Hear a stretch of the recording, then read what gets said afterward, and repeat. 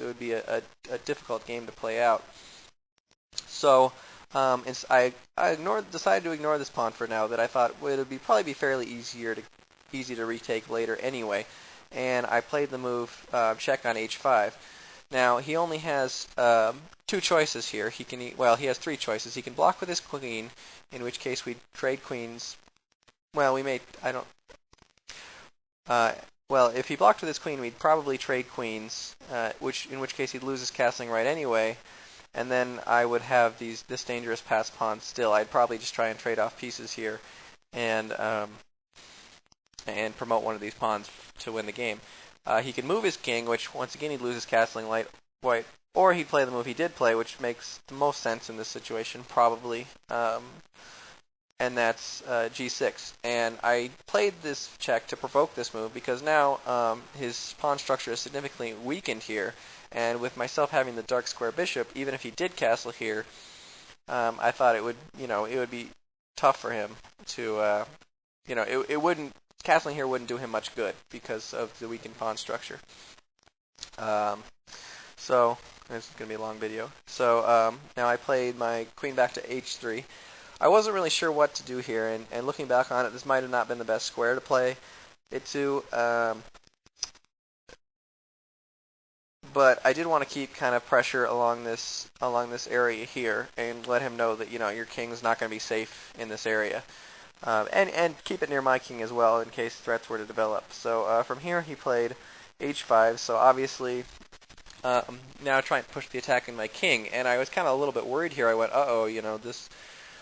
this could be trouble, and because I knew that from this point my king side safety was going to be compromised, but and I didn't want to keep my queen trapped back here in case I had to advance pawns to try and slow this attack down, or move this bishop.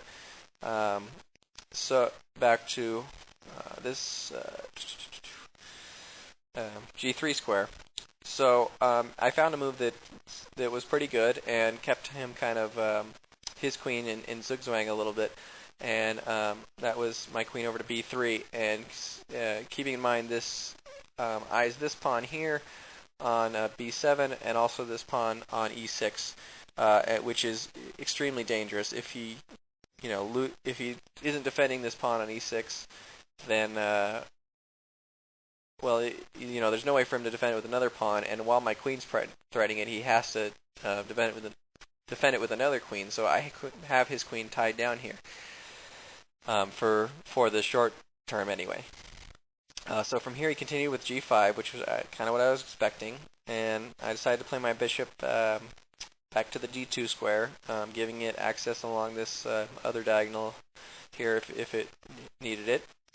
And then he continued with f4, and I looked at this move and I thought, this move seemed to be a mistake. It just, I was looking at it going, how can he attack me from here? Because if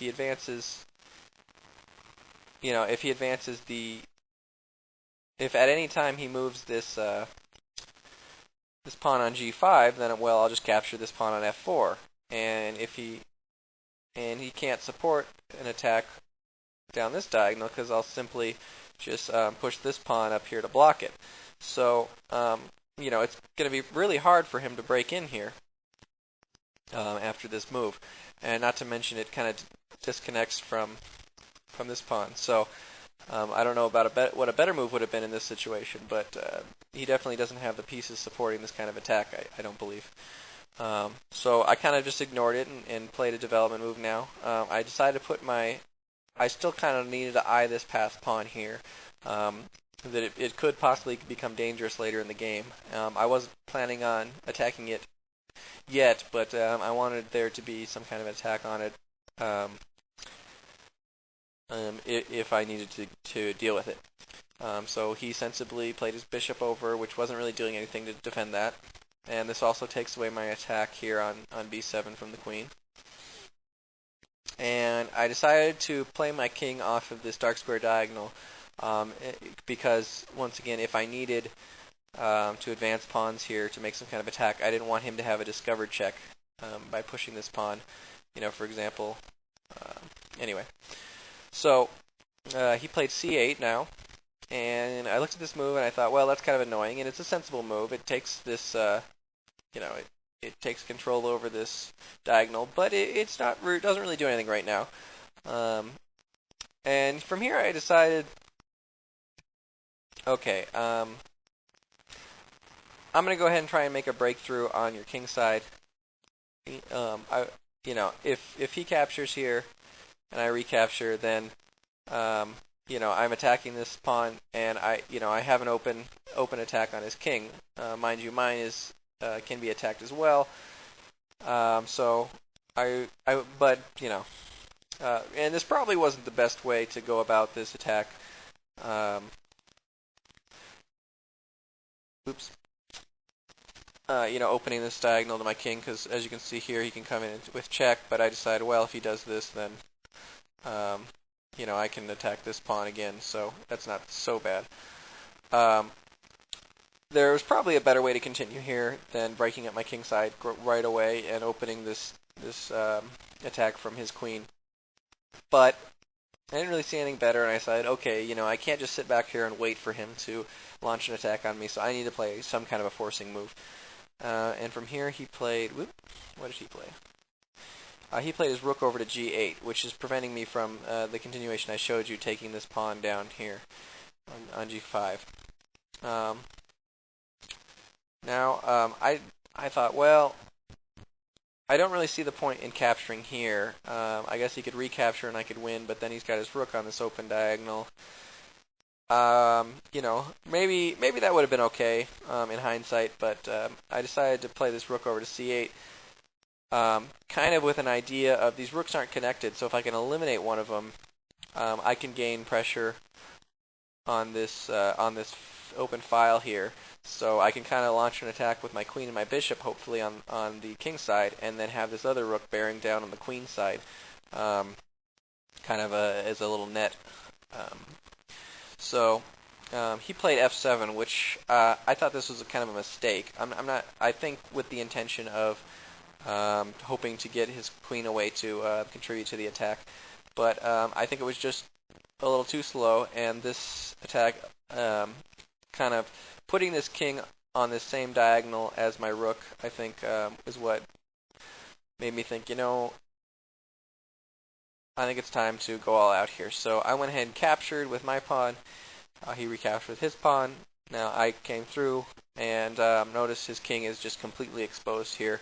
And although my pieces seem far away, they're really very close.